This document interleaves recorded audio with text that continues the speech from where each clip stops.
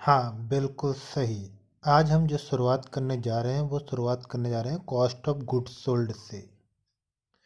Cost of goods sold बताने से पहले मैं आप लोगों को बता दूं कि हमने कल क्या पढ़ा था। एक बार थोड़ा सा हल्का सा रिवीजन कर लेते हैं, फिर उसके आगे शुरू करते हैं। तो हमने देखा था फाइनेंशियल स्टेटमेंट। फाइनेंशियल स्टेटमेंट क्या होती है, उसकी डेफिनेशन देखी थी। फाइनेंशियल स्टेटमेंट होती है, financial statement refer to the statement which report the profitability and financial position of the business at the end of accounting period. Accounting period क्या होता है वो हमने देखा था। उसके बाद फाइनेंशियल स्टेटमेंट में इंक्लूड क्या क्या चीज़ें होती हैं वो देखी थी। उसमें इनकम स्टेटमेंट में दो चीज़ें आती हैं, trading and profit and loss account, और फाइनल पोजीशन जिसे बोलते हैं बैलेंस शीट। इन तीनों को मिला के होता है जो बनता है वो होता है फाइनल अकाउंट। ठीक है, फाइनल अकाउंट क्यों बनाते हैं? True and fair financial performance के लिए और फाइनेंशियल पोजीशन के लिए। फिर इसके बाद हमने देखा था ट्रेडिंग अकाउंट क्या होता है। तो ट्रेडिंग अकाउंट की डेफिनेशन हमने देखी थी, जिससे हम ग्रॉस प्रॉफिट का कैलकुलेशन करते हैं।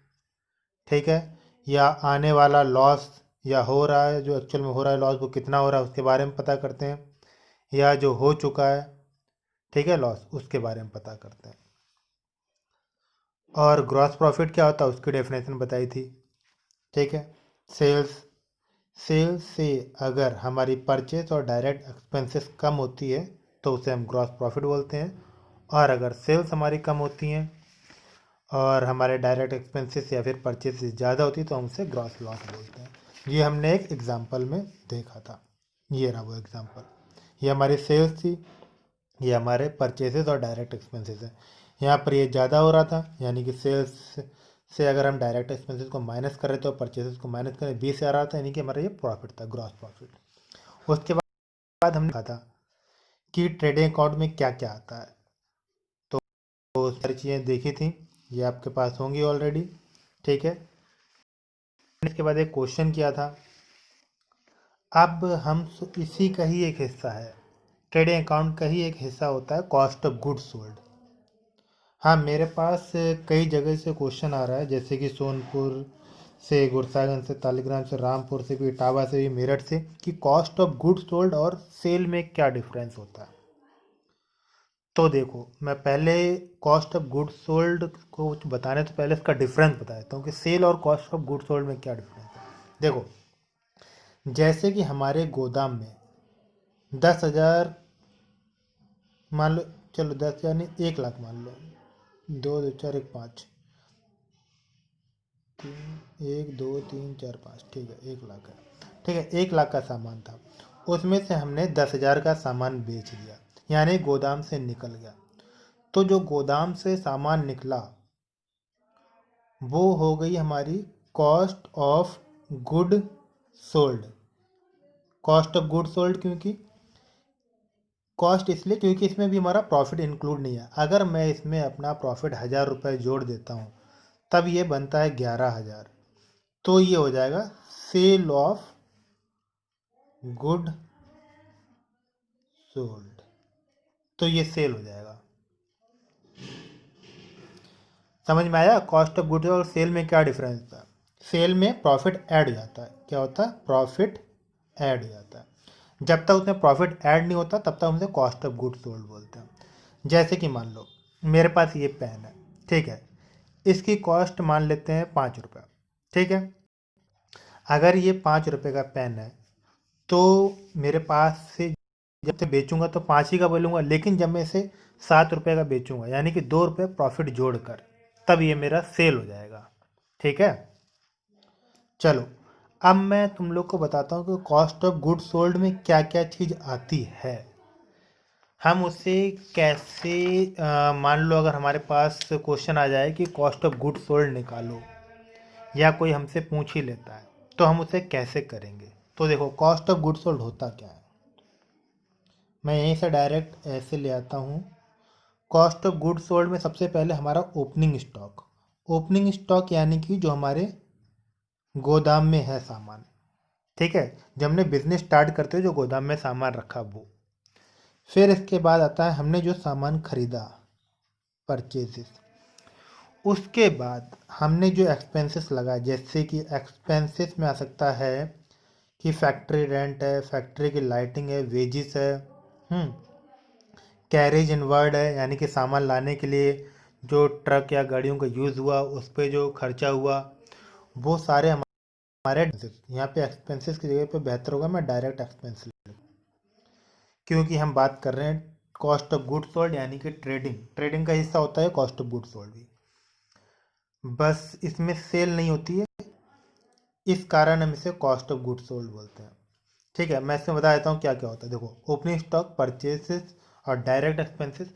इसके बाद हम क्या करेंगे, हमने जब इन चीज़ों से मिलकर एक प्रोडक्ट बनाया, ठीक है, आखिरी में जब बेच दिया उसके बाद बचा क्या, गोदाम में क्लोजिंग स्टॉक, उसको हटा देंगे। यानी कि इतना सामान, इन सब चीज़ों से मिलके हमने एक सामान बनाया था, है ना, क्योंकि जो हमारा मान लो कोई रॉ मटेरियल हो गया, ओपनिंग स्टॉक जो भी होगा जो हमारे पास रखा हो, फिर हमने और ख़रीदा, फिर सारे एक्सपेंसेस को मिला करके कोई एक प्रोडक्ट बना।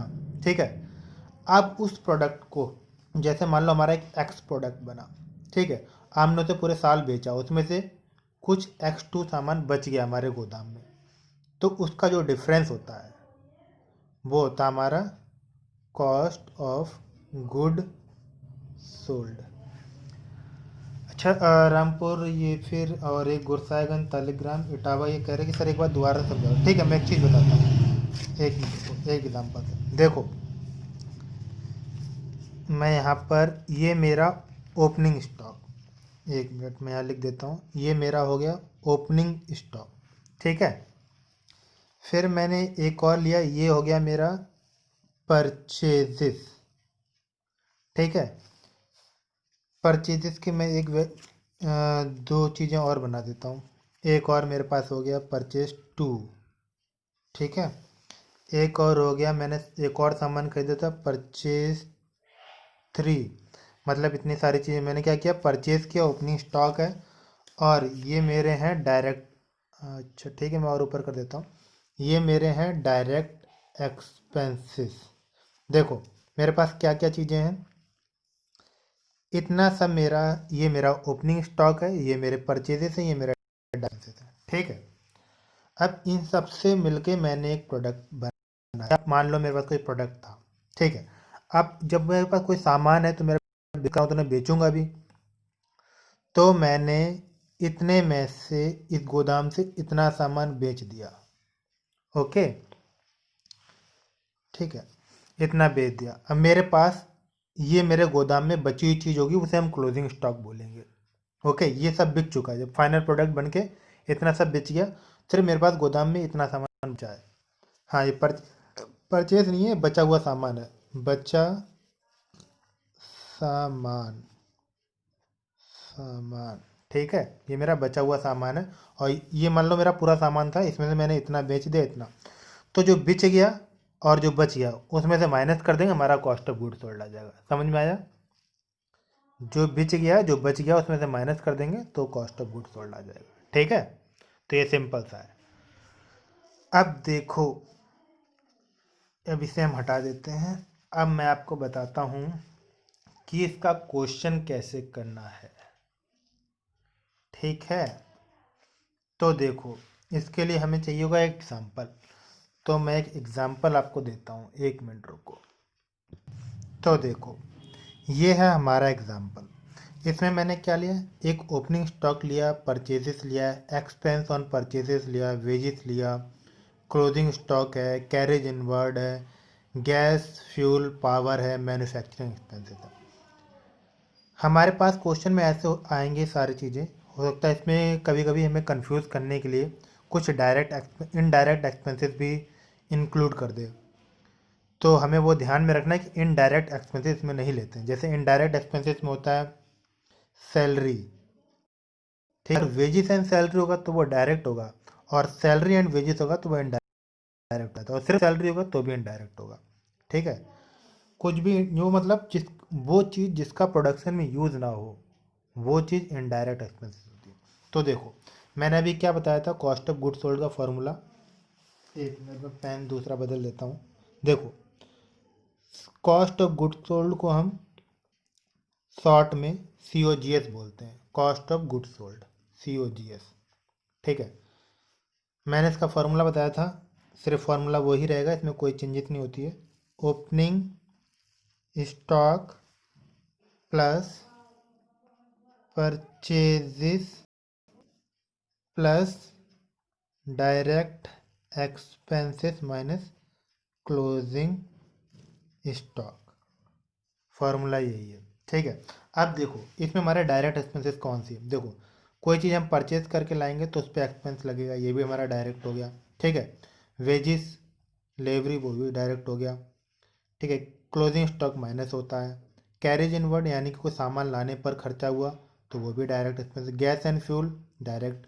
Manufacturing expenses direct. ये सारे इसमें मैंने इसमें इनडायरेक्ट नहीं लिया, लेकिन तुम्हें कंफ्यूज करने के लिए क्वेश्चन आ सकता है, उस पर मैं बात करेंगे हम, और जब क्वेश्चन प्रैक्टिस करेंगे तो मैं उसमें आपको बताऊंगा, नहीं तो आपके बुक्स में भी बहुत सारे क्वेश्चन हैं, तो बस वो ध्यान से करना है। ठीक है, और ना समझ में मुझसे पूछें। देखो अब हम इसका सॉल्यूशन करेंगे, COGS यानी कि कॉस्ट ऑफ गुड्स सोल्ड। हाँ ये तुम्हें पूरा लिखना है, मेरे पास जगह कम है इसलिए मैंने COGS करके दिखा रहा हूँ इसे। ठीक है, तो हमारा ओपनिंग स्टॉक कितना है, 40,000।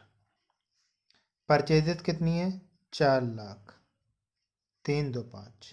ठीक है, अब मेरे डायरेक्ट एक्सपेंसेस देखो क्या क्या। सबसे पहले मैं 8,000 को जोड़ूंगा, फिर 30,000 के वेजेस लूँगा, उसके बाद मैं कैरेज इनवर्ड लूँगा 15,000 की, फिर गैस एंड फ्यूल लूँगा 40,000 का, हाँ पावर भी इंक्लूड है, 40,000, एक जीरो और होगा। और मैन्युफैक्चरिंग एक्सपेंसेस 15,000 की माइनस 52,000, तो जो मेरा निकलेगा वो होगा कॉस्ट ऑफ, एक minute, cost of good sold. तो इसका सॉल्यूशन करके बताओ कितना आ रहा है। हाँ, सोनपुर, इटावा, मेरठ, सीतापुर से, विजयनगर से आंसर आ गया है 4,96,000। हाँ, तालिग्राम गुड़सागर नहीं बता दिया, 4,96,000। ठीक है, तो ये हमारा आंसर हो गया 4,96,000। ओके, तो ये हमारा ऐसे निकलता है। समझ गए ना, सारे डायरेक्ट एक्सपेंसेस, मतलब हम ट्रेडिंग अकाउंट में जो बनाते थे उसमें बस एक चीज़ मिसिंग होती है, सेल। ठीक है, कॉस्ट ऑफ गुड्स सोल्ड में सेल क्यों नहीं आता, तो मैंने उसका रीज़न आपको बताया था ऊपर, क्योंकि सेल क्या होता है, सेल प्रॉफिट इंक्लूड करके आता है, और हम यहाँ बात कर रहे हैं बिना प्रॉफिट की। ठीक है, कॉस्ट ऑफ गुड्स सोल्ड और ट्रेडिंग अकाउंट में बस इतना ही डिफरेंस है। ठीक है, बाकी पूरा ट्रेडिंग अकाउंट की तरह होता है, सारी चीज़ें वही हैं। देखो हम उसमें फॉर्मेट बनाते थे तो सारी चीज़ें इस साइड रखते हैं, ये देखो इस साइड परचेज एक्सपेंसेस सब प्लस होती हैं, सेल से माइनस होती हैं, और क्लोजिंग स्टॉक भी माइनस होता है, तो बस उतना ही डिफरेंस है। ठीक है, चलो अब अगर हमसे कोई पूछ लेता है कि ग्रॉस प्रॉफिट निकाल के दिखाओ, तो हम कैसे निकालेंगे। ठीक है, तो उसके लिए देखो क्या करेंगे, जैसे हमारे पास कॉस्ट ऑफ गुड्स सोल्ड आ गया, अब हमारे क्वेश्चन में ही साथ में ऐसे दे दिया जाए कि ग्रॉस प्रॉफिट जो है, यानी कि ग्रॉस प्रॉफिट जो है वो 25% of cost of goods sold है। 25% of cost of good sold, या सिर्फ कॉस्ट भी लिख के आ जाए, कॉस्ट ऑफ गुड सोल्ड। अच्छा, कुछ लोग पूछ रहे हैं इसका मतलब क्या हुआ। देखो यही तो मैंने आपको पहले बताया था, देखो इसका मतलब क्या हुआ, ग्रॉस प्रॉफिट, ये 25% of cost of good sold का मतलब क्या हुआ, यानी कि ये सेल हो जाएगी, इसमें क्या प्रॉफिट ऐड हो रहा है 25%, प्रॉफिट है ना, ये ग्रॉस प्रॉफिट की बात कर रहा हूँ, तो 25%, यानी कि जो ये कॉस्ट ऑफ गुड सोल्ड है, इसमें अगर मैं 25% ऐड कर दूंगा तो वो सेल निकल आएगी हमारी, इसका मतलब ये है। ठीक है, हमें निकालना क्या, ग्रॉस प्रॉफिट निकालना। ग्रॉस प्रॉफिट होता है sale minus of good sold. तो ग्रॉस प्रॉफिट का फॉर्मूला पहले जान लो। ग्रॉस प्रॉफिट जो होता है, एक मिनट, ग्रॉस प्रॉफिट होता है सेल, क्योंकि सेल बड़ी होती है, सेल ज़्यादा होगी ना कॉस्ट ऑफ गुड सोल्ड से, क्योंकि सेल में क्या प्रॉफिट भी इंक्लूड रहता है, इसलिए बड़ी होती। Sale minus cost of good sold, तो ये होता। तो हमें अगर ग्रॉस प्रॉफिट निकालने का कहा जाएगा तो पहले हमें सेल पता होनी चाहिए ना, या इसके बारे में दोनों में से कोई एक चीज़ पता होनी चाहिए। जब हमसे कही गई है निकालने के लिए तो मतलब फिर ये वाली पता होनी चाहिए। तो ये कितनी है, जो हमारा 4,96,000 है। अब अगर मैं 4,96,000 का 25% निकालता हूँ तो कितना होता है, 4,96,000। हाँ, ये वर्किंग नोट में तुम्हें दिखाना होगा। चलो फिर मैं भी वर्किंग नोट में तुम्हें दिखा देता हूँ। देखो, जब भी अगर इस तरीके से क्वेश्चन आएगा तो क्वेश्चन के नीचे ऐसे जाना होगा, जहाँ पर यहाँ वर्किंग नोट दिखाना होगा, वर्किंग नोट। ठीक है, 4,96,000 इंटू, अब देखो 4,96,000 100% है, यानी कि 25% हमने प्रॉफिट बेचा, यानी कि 125। ठीक है, अगर आपको ऐसे कन्फ्यूज़न हो कि 125 कैसे लिखा, तो फिर अलग अलग भी करके निकाल सकते हो। 4,96,000 प्लस 25,100, ऐसे 4,96,000 इंटू 25,100, फिर जो निकलेगा, यानी कि कितना निकलेगा बताओ मुझे कोई। देखो 4,96,000 इंटू 25% कितना आता है, 1,24,000 आता है। या फिर इसे ऐसे दिखा सकते हो, 4,96,123 प्लस 1,24,123, तो जितना आएगा 6,20,000। ऐसे भी दिखा सकते हो, और डायरेक्ट अगर कर सकते हो तो डायरेक्ट ऐसे, तब भी आंसर उतना ही आता। ठीक है, ये 125 कैसे हुआ, मतलब कॉस्ट ऑफ गुड्स सोल्ड हमारा 100% है और हमने 25% प्रॉफिट में बेचा है। 125, 100 प्लस 125, सीधी सी बात। ठीक है, तो हमारा कितना होगा, देखो सेल हमारी कितनी आ गई है, ये हमारी सेल आ गई हमारी 6,20,000। हाँ, 4,96,000 का हमने 25% कर दिया, 6,20,000।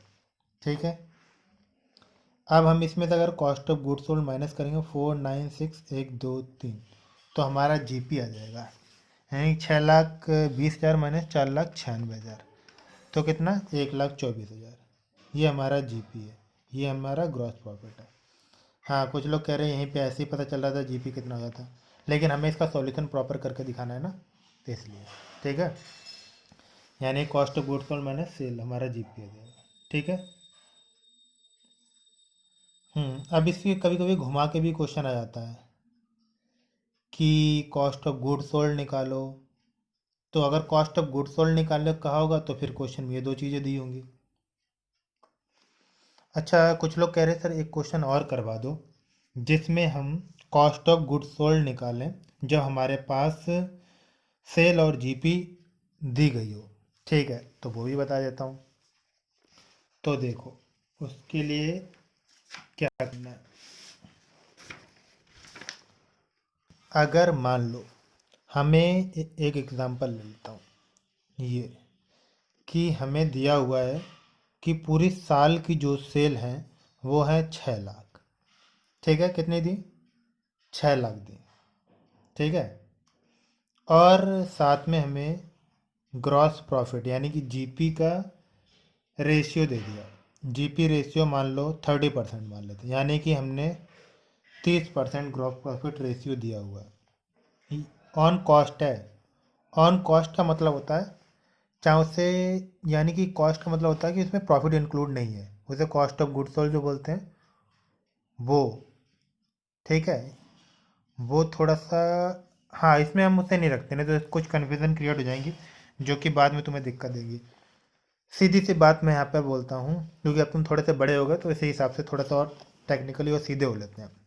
देखो, जो भी हमारा गोदाम में सामान होगा उसका जितने में हमने 30% बढ़ा के बेचा, वो हमारा जीपी रेशियो ऑन कॉस्ट। तो इसे कैसे निकालेंगे, देखो 6 लाख का 30%, यही होता है ना, 30/100, कितना निकला निकालो। हाँ बिल्कुल सही, 1,80,000 आएगा, यानी कि 1,80,000 क्या हुआ, हमारा ग्रॉस प्रॉफिट हुआ। ठीक है, क्या हुआ, ग्रॉस प्रॉफिट। तो हमारे सेल से कॉस्ट का 30% निकाल के इसे ग्रॉस प्रॉफिट निकाल लिया। ठीक है, किसी का कोई क्वेश्चन? हाँ, यही तो मैं देख रहा था, कोई कुछ कह ही नहीं रहा। अभी मैंने क्या बताया था तुम लोग को? ये ये सेल है, यानी कि इसमें प्रॉफिट इंक्लूड होगा। हम बात कर रहे हैं यहाँ पर कॉस्ट की, तो ये कैसे हो सकता है? ये मैंने इसीलिए गलत बताया था कि तुम लोग ध्यान नहीं दे रहे हो।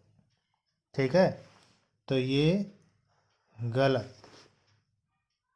ठीक, काटो। अब देखो, अब ध्यान देना, देखो मैंने क्या कहा, ऑन कॉस्ट और ये सेल है। ऑन कॉस्ट और ये सेल है, यानी कि दोनों में डिफरेंस है। इसमें प्रॉफिट इंक्लूड है और हमें बिना प्रॉफिट की चीज़ चाहिए। तो जिस चीज़ में इंक्लूड हो जाता है प्रॉफिट, उसे हम कैसे करते हैं? यानी कि उसका उल्टा करें। जैसे हम पहले क्या कर रहे थे, प्रॉफिट जोड़ने के लिए हम 130 करते थे, अब हम 130 को उल्टा कर देंगे। देखो कैसे करेंगे, अब देखो ध्यान से सुनो। देखो हमारे पास क्या है, हमारे पास है सेल। सेल को हमने लिखा यहाँ पर 6 लाख। ठीक है, कितने लिखा? 6 लाख। अगर कॉस्ट हमारा कितना होता है, यानी कि 100 मानते हैं हम।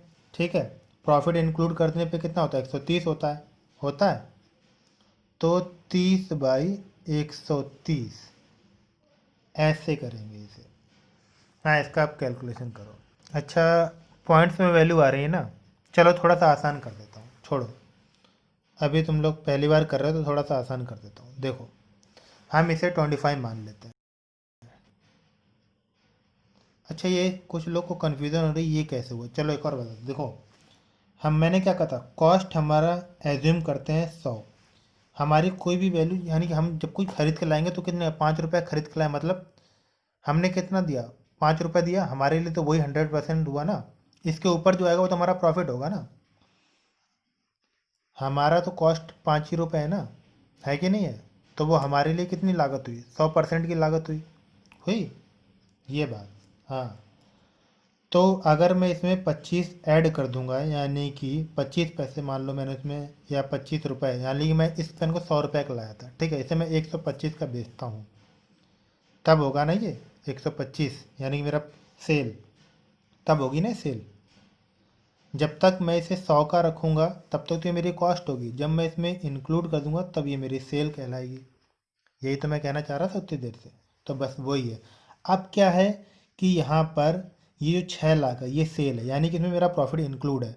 अब इस प्रॉफिट को मुझे निकालना है, तो मैं इसका उल्टा कर दूंगा। 25/125 क्या कर दूंगा?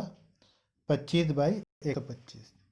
जब भी सेल में से कॉस्ट निकालनी हो, यानी कि उसमें से प्रॉफिट को हटाना हो, कितना प्रॉफिट जोड़ा, तो जितना भी परसेंट हो उसका उल्टा कर दो।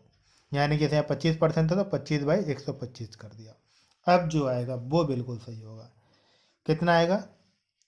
1,20,000। तो ये हुई मेरी, क्या हुई? हाँ, ये मेरी जीपी हुई, यानी कि ग्रॉस प्रॉफिट। ठीक है, क्या किया मैंने यहाँ पर? जो मेरा सेल इंक्लूड था उसे से मुझे कॉस्ट ऑफ गुड्स सोल्ड निकालना, यानी कॉस्ट निकालनी थी, यानी कि प्रॉफिट हटाना था। प्रॉफिट हटाने के लिए मैंने जितना परसेंट था उसका यहाँ से नीचे से उल्टा करके हटा दिया। अगर मैं इसमें जोड़ता तो क्या करता था, मैं इससे पहले ऊपर तक करा करता था, वैसे करता था। यहाँ मैंने उल्टा किया। ठीक है, तब वो प्रॉफिट निकल जाता। ओके, तो ये जीपी आ गई। अब मुझसे कहा गया था कॉस्ट ऑफ गुड सोल्ड निकालने के लिए। कॉस्ट ऑफ गुड सोल्ड, यानी कि हमने अपनी गोदाम से कितने का सामान बेचा, तो वो होता है जीपी, यानी सेल माइनस जीपी। क्या होता है? सेल माइनस जीपी, यानी कि ग्रॉस प्रॉफिट। तो मेरे पास सेल है 6 लाख की, जीपी है 1,20,000 का। जीपी क्या है? मेरा प्रॉफिट है। ठीक है, तो वो मैंने निकाल लिया था। अभी इसमें से मैं माइनस कर दूंगा, मेरे कॉस्ट ऑफ गुड्स सोल्ड लगेगी, यानी कि 4,80,000। समझ में आया? इसमें कुछ दोबारा समझाना है तो बता दो, मैं दोबारा बता दूंगा। ठीक है, सभी को समझ में आ रहा है ना? बिल्कुल। अच्छा ठीक है, फिर भी मैं एक बार दोबारा बता दूं। देखो यहाँ मेरा सेल था जिसमें प्रॉफिट इंक्लूड था, तो मैंने इसे उल्टा करके प्रॉफिट बाहर किया। मेरा प्रॉफिट जो मैंने ऐड किया था वो 120 आया था, यानी कि मेरा जो सामान था वो 4,80,000 का था, जिसे मैंने 1,20,000 प्रॉफिट करके बेचा था। अगर इन दोनों को ऐड करते तो कितना होता है? 4 1 5 6 लाख होता है ना, इन दोनों को ऐड करने पर। अगर मैं इन दोनों को ऐड करता हूँ तो यानी कि इन दोनों को ऐड करने मेरा सेल आ रहा था। अब अगर मैं इस सेल में से प्रॉफिट हटा दूंगा तो मेरा जी कॉस्ट ऑफ गुड सोल्ड आ जाएगा। ठीक है, ओके। हाँ हाँ, आप क्वेश्चन लगाओगे तो अपने आप समझ आएगा। हाँ ठीक है, आप सभी को समझ में आ रहा है, बहुत अच्छी बात है। ओके, ठीक है, हम एक क्वेश्चन और कर रहे हैं। देखो, इस वाले क्वेश्चन में हमें सेल दी थी। ठीक है, एक क्वेश्चन और मैं कर देता हूँ। हाँ, इस कन्फ्यूज़न को दूर करने के लिए कि अगर हमारे पास कॉस्ट ऑफ गुड सोल्ड दे दिया जाए तो हम यहाँ पर कैसे ट्रीटमेंट करेंगे। ठीक है, तो देखो, मान लेते हैं, हम ये मान लेते हैं कि हमें दिया गया है cost good sold, cost of good sold, यानी कि गोदाम से जो हमने सामान बेचा है वो है 1 लाख का। ठीक है, और gross profit, gross profit on sale दिया है। अगर ग्रॉस प्रॉफिट ऑन कॉस्ट देते तो कोई बात नहीं, तो हम डायरेक्ट इसी से जैसे यहाँ पे दिया 20%, हाँ 20% मान लेते हैं। ठीक है, 20% ग्रॉस प्रॉफिट ऑन सेल दिया है, यानी कि हमारे पास तो कॉस्ट है, यहाँ पर कॉस्ट है। ठीक है, हमें सबसे पहले सेल की वैल्यू निकालनी पड़ेगी। उस पर 20% लगा पाएंगे। अगर यहाँ पे सेल की जगह दिया होता तो हम डायरेक्ट 1 लाख इंटू 20/100 या 1 लाख इंटू 120/100, जैसे कि मैंने तुम लोग को ये वाला बताया था यहाँ पर। ये बता कहाँ गया, एक मिनट रुक जाओ, एक मिनट में ढूंढता हूँ मैंने कहाँ वो पेपर। हाँ, अगर हमें यहाँ पर ग्रॉस प्रॉफिट ऑन कॉस्ट दिया होता, इस जगह पे कॉस्ट लिखा तो हम डायरेक्ट ऐसे भी निकाल सकते थे, 1 लाख इंटू 120/100 करके निकाल सकते थे, लेकिन यहाँ पर लिखा है सेल। इसका मतलब ये हुआ कि सबसे पहले हमें सेल ढूंढनी पड़ेगी, तब हम ये 20% लगा पाएंगे। अब सेल ढूंढने का क्या तरीका है, और इससे पहले वाले में हमने क्या किया था, वहाँ पर हमें कॉस्ट दिया था बट यहाँ सेल दी हुई थी, तो कॉस्ट दिया था हमें, यानी कि पहले कॉस्ट ढूंढनी थी। तो यहाँ पर बस यही चेंजेस है। तो देखो, अगर हमारे पास कॉस्ट ऑफ गुड सोल्ड हो और सेल मिसिंग हो, लेकिन कहा गया कि ग्रॉस प्रॉफिट जो है वो सेल पे 20% है, तो हम क्या करेंगे। तो सबसे पहले अगर सेल, हाँ सेल 100 रुपये मान लेते हैं, 100 रुपये, तो इसमें क्या होगा, अगर सेल 100 रुपये है तो जीपी कितनी होनी चाहिए, यानी ग्रॉस प्रॉफिट विल बी 20% का आ गया, यानी 20 रुपये होना चाहिए। ठीक है, 100 का 20% 20 होता है ना। अच्छा, दिख नहीं रहा, एक मिनट रुक जाओ, गड़बड़ हो गई फिर तो। चलो मैं दोबारा बताऊँ, देखो, सेल अगर हमारा 100, ठीक है, और हमसे कहा गया था ग्रॉस प्रॉफिट 20% ऑफ सेल है, तो 100 का 20% कितना हुआ, 20 हुआ, 20। इतना समझ में आया? ठीक है, हाँ सभी को समझ में आया, अच्छी बात है। अब देखो, तो हमारी कॉस्ट कितनी होगी, कॉस्ट कितनी होगी, अगर हमारी सेल में से प्रॉफिट हटा देंगे, यानी कि जीपी हटा देंगे, तो हमारी कॉस्ट आ जाएगी। सिंपल सी बात है, सेल में से अगर जीपी हटा देंगे कॉस्ट आ जाएगी। अगर हमारी सेल 100 है तो 20% इसका 20 रुपये हुआ, 20% हम हटा देंगे तो हमारी कॉस्ट आ जाएगी। इतना सभी सेंटेंस को समझ में आया? अब हमसे यही इसके आगे अब हमारा क्वेश्चन होता है शुरू। देखो, हमें क्या दिया था, हमें दिया था कॉस्ट ऑफ गुड्स सोल्ड, यानी कि 1 लाख रुपए। ठीक है, 1 लाख हमें दे दिया है, 1 लाख, हाँ समझ में आ रहा है ना मैंने कैसे लिखा। ओके, तो देखो, हमारी सेल मान लो 100 है, ठीक है, कॉस्ट है 80। ठीक, कितना निकला, हाँ बिल्कुल सही हो रही है, इसका मतलब हुआ 1,25,000। ये जो मैंने लिखा ये समझ में आया आप लोग को?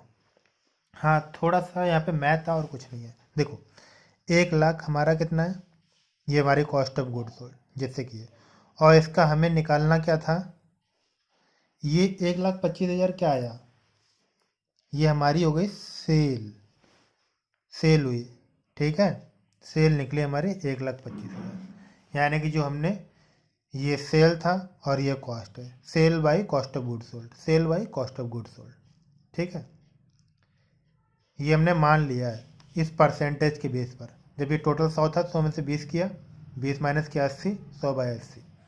हाँ हर जगह ऐसे ही लिखना होगा, इसमें कोई चेंजेस, हाँ अगर वैल्यू की चेंजेस होगी तो वैल्यू चेंज होगी, बाकी लिखा ऐसे जाता, ठीक है। यानी कि 100 में से जितना भी परसेंटेज उसे माइनस करके उसे नीचे लेते हैं, ऊपर ओवरऑल 100 लेते हैं, ठीक है। बस हाँ ये याद रखना। हाँ ये रेशियोज़ के चैप्टर्स में भी तुम्हारे में नहीं है, वो 12th में आएंगे और उसके ऊपर के लेवल्स में M.Com B.Com उन सब में आते हैं ये सारी चीज़ें। फाइनेंशियल मैनेजमेंट में FM जो पढ़ोगे आप लोग, फिलहाल तो अभी ये बेसिक पढ़ो, ये बहुत ज़रूरी है, ठीक है। देखो अब हमारे पास क्या आ गया, सेल आ गई। अब क्या कहा गया था कि हमारा जो GP है 20% ऑफ सेल है, यही कहा था ना। तो 1,25,000 का, ये हमारा 1,25,000 आ गया, ये हमारा, अब हमें निकालना क्या, GP, तो सेल माइनस ये क्या हमारी कॉस्ट ऑफ गुड्स सोल्ड।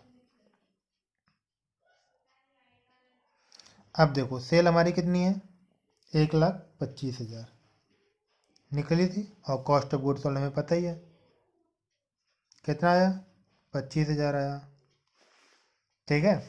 तो ये ऐसे निकाला जाता है, ओके।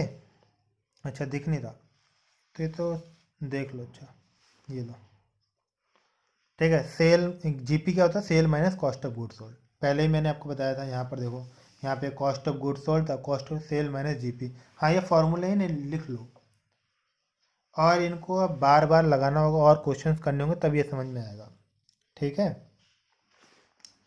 हाँ इसके आगे अब हम शुरुआत करने जा रहे हैं प्रॉफिट एंड लॉस अकाउंट की। हाँ पहले इसके 1-2 क्वेश्चन और लगाओ अपने आप से, फिर उसके बाद शुरू करेंगे।